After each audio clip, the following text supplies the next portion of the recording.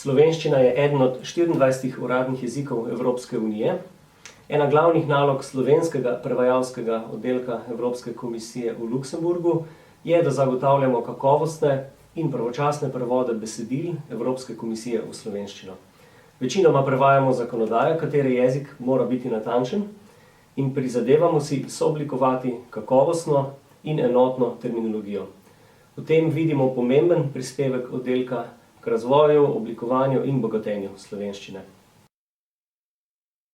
Bruselj seznanjamo s političnim, ekonomskim in družbenim dogajanjem v Sloveniji, slovensko zainteresirano javnost pa z glavnimi odločitvami in pobudami Evropske komisije.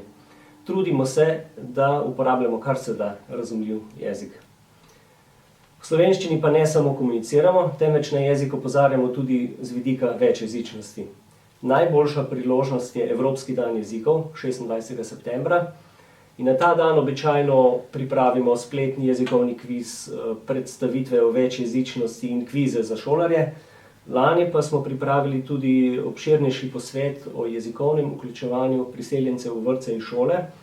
In po moje je ta posvet lepo pokazal, kako pomemben je jezik za vključevanje, povezovanje in da je vanj pač treba vlagati. Članstvo v Evropski uniji se mi zdi pomembno za krepitev zavedanja o lastnem jeziku in zlasti se mi zdi to pomembno za mlade. Ob tem bi rad opozoril na zanimivo pobudo Evropske komisije, ki vsako leto prireja vseevropsko prevajalsko tekmovanje za mlade, Juvenes Translatores. Lani je potekalo že 10. zapored. Srednješolci iz vse Evrope na isti dan pišejo prevod krajšega besedila v izbrani jezikovni kombinaciji in slovenski kandidati se večinoma odločijo za prevod v slovenščino.